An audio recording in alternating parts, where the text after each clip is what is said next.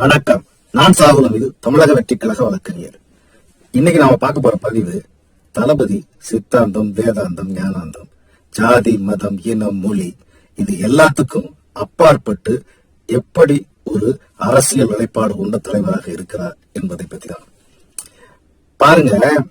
தமிழகத்தை பொறுத்த வரைக்கும் இது ஒரு சமத்துவம். எந்த காலகட்டத்திலையும் எந்த சித்தாந்த வேதாந்த மாறுபாடுகள் தமிழகம் இல்ல எழுந்ததாக வரலாறு கிடையாது. அதற்கு என் குடும்பமே ஒரு உதாரணம். 1969 என் தாயார் தந்தையாருடைய திருமணம் சென்னை ஆபர்ட்ஸ்பரி மாளிகையில் அன்றைய முதலமைச்சராக இருந்த தலைவர் கலைஞர் அவர்களுடைய தலைமையிலே நடைபெற்றது. அந்த திருமணத்திலே மரியாதைக்குரிய ராஜகோபாலாச்சாரியார் அவர்கள், ராஜாஜி அவர்களும் மற்றும் மரியாதைக்குரிய கருணைமிகு காகிதம் உள்ளத்தவர்களும் முன்னிலை வகித்தார்கள். அன்று இருந்த அரசியல் பெரும் தலைவர்கள் அனைவருமே அதில் கலந்து கொண்டார்கள். அந்த காலகட்டத்தில் முதலாக கலைஞர் அவர்கள் முதலமைச்சரான காலகட்டம், பேரறிஞர் அண்ணா இறப்புக்கு பின்பு. அந்த காலகட்டத்திலேயே என்னுடைய தாய் வழி தாத்தா சுலைமான் ராவுத்தர் அவர்கள் காவல்துறை உயர் அதிகாரியாக ஒருங்கிணைந்த தஞ்சை மாவட்டத்தில் இருந்தவர், பணியாற்றியவர்.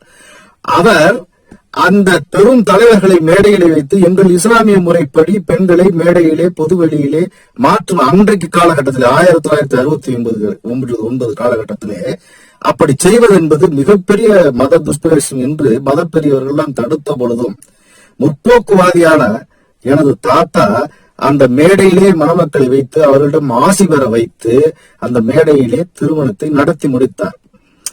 அந்த வழி முற்போக்கு சிந்தனை தான், அந்த வழி வந்த அந்த முற்போக்கு சிந்தனை தான் எங்களை இன்றாவும் இந்த முற்போக்கு சிந்தனைவாதிகளாக ஆக்கி வைத்திருக்கிறது. இதையெல்லாம் தாண்டி நாங்க சின்ன வயசுல தமிழ்நாட்டுல எந்த அளவுக்கு மத சார்பற்ற ஒரு நிலை இருக்கின்றதுக்கு உதாரணம் சொல்றேன்.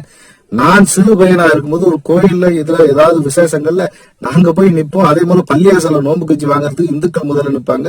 சர்வ மதத்தினரும் அவர்களுடைய விழாக்களிலே கலந்து கொண்டு ஒவ்வொருவரும் அண்ணன் தம்பியா வாழ்ந்த பூமி, வாழ்ந்து கொண்டிருக்கிற பூமி தான் தமிழகம். இதுல சில பேர் விஷமத்துவத்தோட தளபதி சில சித்தாந்தங்களுக்கு எதிரானவர்கள், அந்த சித்தாந்த அடிப்படையில் உள்ளவர்கள், இயக்கங்கள் இருந்து வரக்கூடியவர்களை சேர்த்துக் கொள்ள மாட்டார், சேர்த்துக்கு அவருக்கு எண்ணம் இல்லை என்றெல்லாம் எழுதி விஷமத்தனத்தை சில பத்திரிகைகள், ஊடகங்கள் கிளப்புகின்றன. அதில் துளி அளவு இல்ல, எழுமுனை அளவு கூட அதில் உண்மை இல்லை என்பதை உணர வேண்டும் என்பதற்காக சொல்கின்றேன். இதை தாண்டி இந்த ஆன்மீக பூமியிலே தமிழகத்திலே நான் என் தாய் வீடான திருவாரூரிலே இளம்பிராயத்திலே படித்துக் கொண்டிருக்கின்ற பொழுது அங்கே எல்லையம்மன் கோயிலே திருமுருக கிருபானந்த வாரியார் சுவாமிகளுடைய சொற்பொழிவுகளை கேட்போம். எங்கள் வீட்டு பெண்கள் எல்லாம் வருவாங்க. நிறைய திருமுருக கிருபானந்த சிறப்பு என்ன தெரியுமா? அவருடைய கூட்டங்கள்ல நிறைய வயோதிகள் மட்டும் இல்ல, சின்ன பசங்க என்ன மாதிரி குழந்தைங்க நிறைய பேர் நாங்க போய் முன்னணியில போய் உட்கார்ந்துருப்போம். காரணம் அந்த கூட்டம் எல்லாம் முடிஞ்ச பிறகு எங்களுக்கு உண்டை கட்டி தருவாங்கன்றது ஒரு பக்கம் இருக்கட்டும், எங்களுக்கு இனிப்பெல்லாம் தருவாங்கன்றது ஒரு பக்கம் இருக்கட்டும். ஆனா அதை தாண்டி ஒரு முக்கியமான விஷயம் இருக்கு. இந்த சுண்டல் இனிப்பை தாண்டி பெரியவங்க என்ன சொல்லுவாங்க, வாரியார் சுவாமியுடைய போய் சொற்பொழிவை கேளுங்க, அவங்க நல்ல ஒழுக்கத்தை சொல்லுவாங்க என்பதற்காக இது பண்ணுவாங்க. அந்த கூட்டத்துல நான் கலந்துட்ட ஒரு கூட்டத்துல ஒரு நகைச்சுவையான ஒரு நிகழ்ச்சி நடந்துச்சு. வாரியார் சுவாமி கடைசி குழந்தைகள்லாம் கையை உயர்த்துங்கன்னு. நான் எங்க வீட்டுல 3வது குழந்தை, எனக்கு கீழே தங்க சின்னவ. நான் ஆனா ஏதோ கடைசி குழந்தைலாம் கையை உயர்த்திட்டு நமக்கு ஏதாவது உண்டை கட்டி கொடுப்பாங்க உடலுக்கு, ஏதோ சிறப்பா ஏதோ கொடுப்பாங்க உடலுக்கு நினைச்சுக்கிட்டு கையை உயர்த்தினேன். அப்ப வாரியார் சுவாமி அவருக்கு ஒரு கேள்வி கேட்டாரு.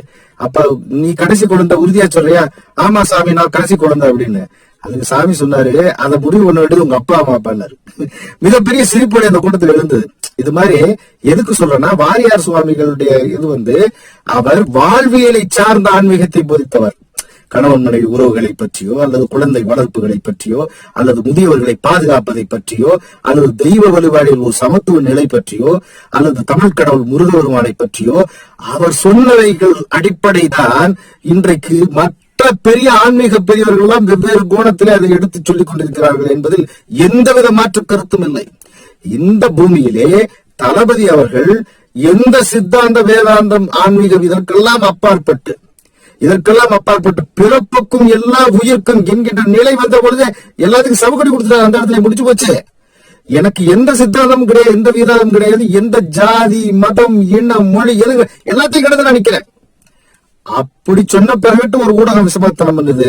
சில சித்தாந்த அடிப்படையில் உள்ளவர்களை அவர் சேர்த்துக் கொள்ள மாட்டார் என்பதே ஒரு மிகப்பெரிய விஷவிதை என்பதற்காகத்தான் நான் இதை பதிவு செய்கிறேன். இதை தாண்டி அரசியலுக்கு மாத்திரம் எல்லாமே சாத்தியம். ஒரு காலகட்டத்திலே ஒரு இயக்கம் உருவானது, கருப்பு சட்டையோடு ஒரு இயக்கம் உருவானது, எல்லோருக்குமே தெரியும். அவருடைய நோக்கம் என்ன?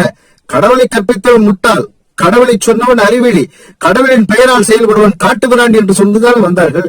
காலம் எதை செய்தது? கருப்பு சட்டையில் வெள்ளை துண்டை போட்டுக் கொண்டார்கள். பின்பு வெள்ளை துண்டு மஞ்சள் துண்டாக மாறியது.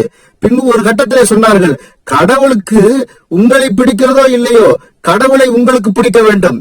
கடவுளை உங்களுக்கு பிடிக்கிறதா என்பது இங்கு கேள்வி அல்ல, கடவுளுக்கு உங்களை பிடிக்கிறதா என்பதுதான் கேள்வி என்று சொன்னார்கள்.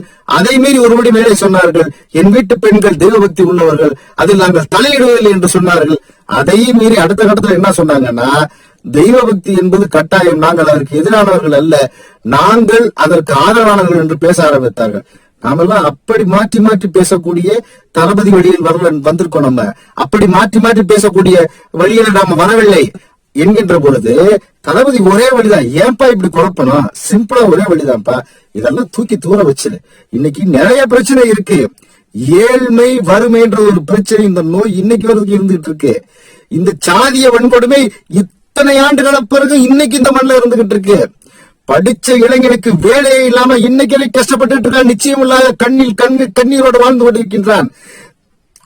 திருமணத்திற்கு கழுத்திலே போட்டுக்கொள்ள தாலிக்கு ஒரு பொட்டு தங்கம் இல்லாத தாய்மார்கள், பெண்கள் எத்தனை பேர் இன்னைக்கு கண்ணீர் வடிச்சுக்கிட்டு இருக்கிறாங்க.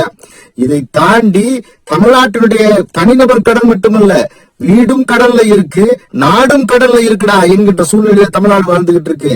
இதையெல்லாம் நடுநாயமா நின்று செஞ்சு கொண்டிருக்கக்கூடிய லஞ்சம், ஊழல், அரசியல் நேர்மையற்ற தன்மை, வாக்குக்கான பணம், இப்படி இந்த தளமே, அரசியல் தளமே வேறு கட்டத்தில் இருக்கும் பொழுது நாம் இன்னும் சித்தாந்த வேதாந்தங்களை பேசுவதில் எந்த பயனும் இல்லை. நாம் பேசுகின்ற அரசியல், தமிழக வெற்றி கழகம் பேசுகின்ற அரசியல், தளபதி பேசுகின்ற அரசியல் என்பது நடைமுறை சாத்தியமான அரசியல். அது பிறப்புக்கும் எல்லா உயிர்க்கும் என்கின்ற அரசியல். அந்த அரசியல் என்பதுதான் இங்கே கல்வி சமநிலை மாற்றப்பட வேண்டும், இங்கே வறுமை ஒழிக்கப்பட வேண்டும், இங்கே இந்த போதை கலாச்சாரங்கள் நீக்கப்பட வேண்டும், இன்றளவும் பெண் பிள்ளைகளுக்கு பாதுகாப்பற்ற சூழலை சவுக்கடி கொடுத்து சரி செய்ய வேண்டும், இன்றைக்கு இருக்கக்கூடிய நாட்டின் கடன், வீட்டின் கடன் தீர்க்கப்பட வேண்டும், படித்தவுடன் இளைஞனுக்கு அவன் படிப்புக்கேற்ற வேலை வாய்ப்பு கிடைக்கப்பட வேண்டும். இதையெல்லாம் பார்த்த பிறகு அப்புறம் மிச்சத்தை பார்த்துக்குவோம். அவரவர் வழியில் தமிழகம் சரியாகத்தான் சென்று கொண்டிருக்கிறது. தளபதி வழியில் செல்கின்ற பொழுது இந்த புறையோடிய தீங்குகளை எல்லாம் துடை தெரிவார் என்பதிலே எனக்கு இருவேறு கருத்துக்கள் இல்லை. இதை நோக்கி நாம் பயணப்பட வேண்டுமே ஒழிய, இது போன்ற திசை திருப்பக்கூடிய சக்திகளை இனம் கண்டு அவர்களிடம் மிகவும் ஜாக்கிரதையாக இருந்து கொண்டு, நம் தளபதியை பற்றி நமக்கு தெரியும், நம் தலைவன், நம் தளபதி ஜாதி, மதம், இனம், மொழி, ஏற்றத்தாழ்வுகள் அனைத்தையும் கடந்தவன் எங்கள் தலைவர் தளபதி.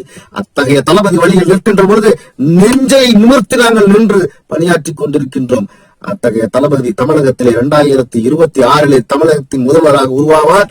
அதற்கான இலக்கு 2 கோடி உறுப்பினர் சேர்க்கை என்பது, அதை 3 கோடியாக சேர்த்து தமிழக வெற்றி கழகத்திலே ஆட்சி பீடத்தை ஏற்றுவோம் என்று உறுதி கூறி விடைபெறுகிறேன்.